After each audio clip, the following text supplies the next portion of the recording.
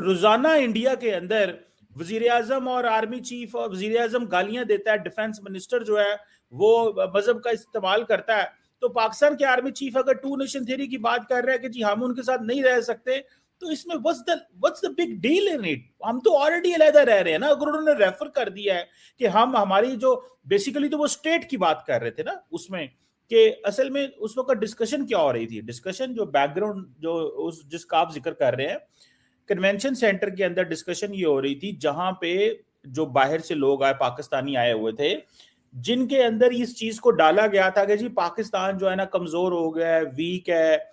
तो वो कह रहे थे कि Pakistan is here to stay, अपने लोगों को आइडिया ऑफ पाकिस्तान और पाकिस्तान की इंडिपेंडेंस की स्टोरी सुनाएं, उनको बताएं कि टू नेशन थ्योरी क्या थी, पाकिस्तान का दुनिया में मुकाम होगा, हमारे मसले मसाइल हुए। तो वो तो अपने लोगों को ये एक्सप्लेन कर रहे थे।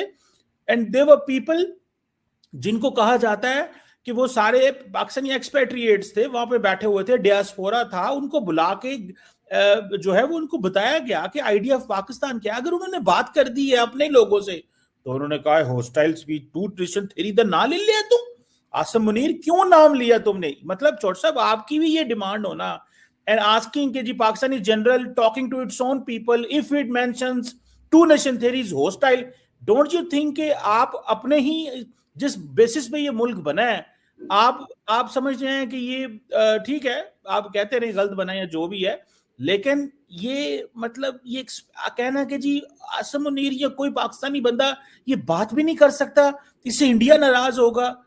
चौर साहब इतना खौफ है आपके अंदर, या आप समझते हैं कि हमें अपने घर में अपनी हिस्ट्री की भी बात नहीं करना चाह रही बेसिकली, और अगर हम अपनी हिस्ट्री की बात करेंगे तो हम जो है वो बुरे भले हो जाएंगे? चीमा साहब मैं ये कह रहा हूँ टू नेशन थ्योरी पे आप बात करें, लेकिन जो उसको जो समझने की जो जरूरत है ना वो भी कीजिए। हमारे यहाँ क्या है, it is totally one sided narrative. और हम एकेडमिक लेवल पे भी, मुझे आप बताइए कि पाकिस्तान में आज तक टू नेशन थ्योरी कितनी अहम थ्योरी है, कितनी किताबें लिखी गई है, कितने पीएचडी के हुए हैं। मैंने तो कोई खास ऐसी किताब नहीं देखी जिसने इसको एकेडमिकली टच किया हो इस इशू को। अब आप ये देखिए, Chaudhry Khaliquzzaman, he was one of the founding fathers of Pakistan.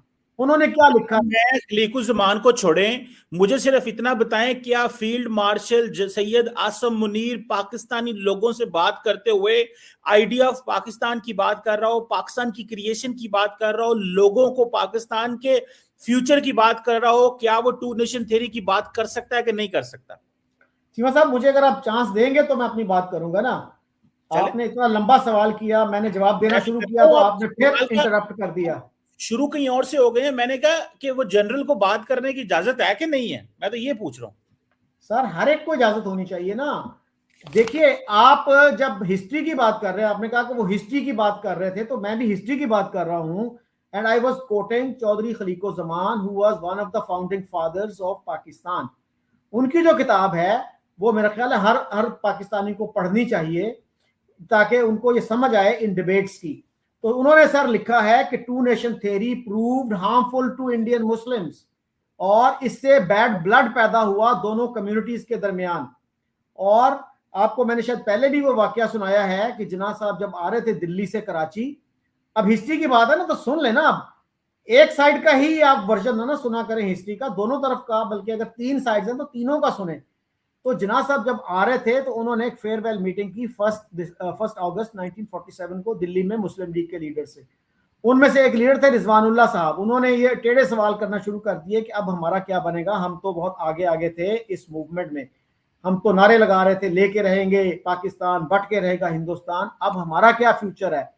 तो कहते हैं कि मैंने जिन्ना साहब को इतना परेशान कभी नहीं देखा जितना उस वक्त देखा, और मैंने उनको कहा कि छोड़ो इस बात को और बात करो।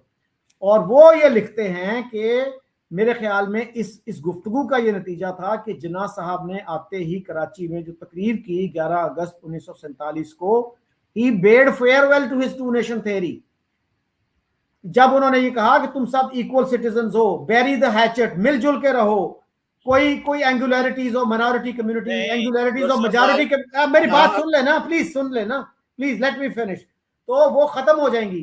तो ये जो है ये आप नहीं बताते अपने बच्चों को, You are teaching them only one side of the story, जिसको इंडोक्ट्रिनेशन कहते हैं, ब्रेन वॉशिंग कहते हैं। हमारी ब्रेन वॉशिंग हुई है, हमारी गलत रियासत है, हम गलत बने हैं, हम सही नहीं बने। चौर साहब आप सही कह रहे होंगे, मैं कह रहा हूं ये मुल्क गलत बना है बकौल आपके, इंडोक्ट्रिनाइज हुआ है, इन लोगों के साथ प्रोपेगेंडा हो गया, इनके साथ खेल हो गया, इनके साथ ड्रामा हो गया है, इनको बेवकूफ थे, जाहिल थे, नालायक थे, इनके साथ कुछ लोगों ने खेलवाड़ कर दिया, यही कह रहे हैं ना आप। मैं जानना चाहता हूं जनरल मुनीर जो है अपने लोगों से बात करते हुए, आइडिया ऑफ पाकिस्तान पे बात करते हुए, क्या वो अगर टू नेशन थ्योरी पे बिलीव करता है वो बात कर सकता है कि नहीं कर सकता, और कर सकता है तो हाउ इज दैट हॉस्टाइल? मैं तो ये पूछ रहा हूं, सवाल तो इतना सा है, गल तुसी किधरे होर लै जांदे हो, मैंने तो इन्नी गल पूछन दिया था जनाब। शिवा साहब आप please hear me out, let me finish.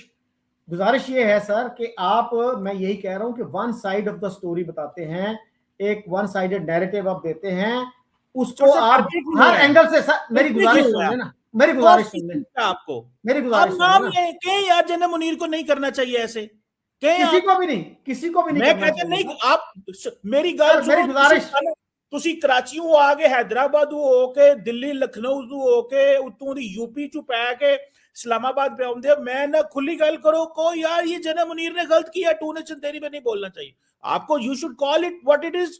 मतलब आप इतने बड़े स्कॉलर हैं, आप आज मॉडर्न दौर में अपने यंग बच्चों को क्या कंफ्यूजन बेच रहे हैं, लेट मी फिनिश सर, मुझे अपनी बात अपने तरीके से करने दीजिए, please don't put your words in my mouth. मैं ये कह रहा हूं कि आप एक एकेडमिक हैं, आपने पीएचडी की है, एक थिंक टैंक चलाते हैं, तो एकेडमिक तरीके से गुफ्तगू होनी चाहिए। आपने प्रोफेसर शरीफुल मुजाहिद का नाम सुना है? बोले आप, सुना या he was HEC's distinguished professor, और बहुत कम प्रोफेसर्स को उन्होंने ये टाइटल दिया है, और वो he was the biggest expert in Pakistan on Jinnah and all India Muslim league. उन्होंने ये कहा है कि 14 अगस्त 1947 के बाद two nation theory became redundant, it became unnecessary and irrelevant, इसलिए कि दो मुल्क बन गए। और प्रोफेसर बात करके टू नेशन थ्योरी मुका देंगे आप लोग? और यार आप लोगों ने ये कब से फैसला कर लिया कि दो प्रोफेसर किताब लिख के टू नेशन थ्योरी को खत्म कर देंगे? इतनी बड़ी ग्राउंड के ऊपर रियलिटी है, मतलब वो आपके, आप चौधरी साहब आप ओ की कहते मैं तो सलाम ही कर सकना, मैं उस तो अलावा और तो कुछ नहीं कर सकता कि आप 4 प्रोफेसर 10 प्रोफेसर रल के ऑन ग्राउंड सिचुएशन को खत्म करके और कह दें कि भाईजान ये चीज, मतलब मैं सलाम पेश करता हूं आपको कि 2025 में पाकिस्तान की यूथ को आप कंफ्यूज करने में अपना पूरा किरदार अदा कर रहे हैं कि जी पायन टू नेशन थ्योरी झूठ सी, फ्रॉड सी, एज जनरल ड्रामे करन डे ने, और ये कोई बात ही नहीं है और कुछ है ही नहीं है, और ये जो टू नेशन थ्योरी की बात की थी आसम मुनीर ने, गलत गल है, नहीं करनी चाहिए उन्होंने, और ये हॉस्टाइल है। कमाल एंड क्लासिकल एग्जांपल है दैट हाउ पाकिस्तान की तारीख को आप रीराइट करने लगे हैं थ्रू 10 प्रोफेसर। ओ भाई 10 प्रोफेसरों ने हक में लिखा, 10 ने खिलाफ लिखा, ऑन ग्राउंड सिचुएशन भी तो देखनी है ना। ये आपने जंग हुई हमारी, तो उस जंग में क्या देखा हमने? सवाल पैदा होता है ना, क्या देखा उस जंग में हमने? उन्हें क्या पायन पै जाओ, इन्हों मार दियो, कुट दियो, खत्म कर दियो इन्हों,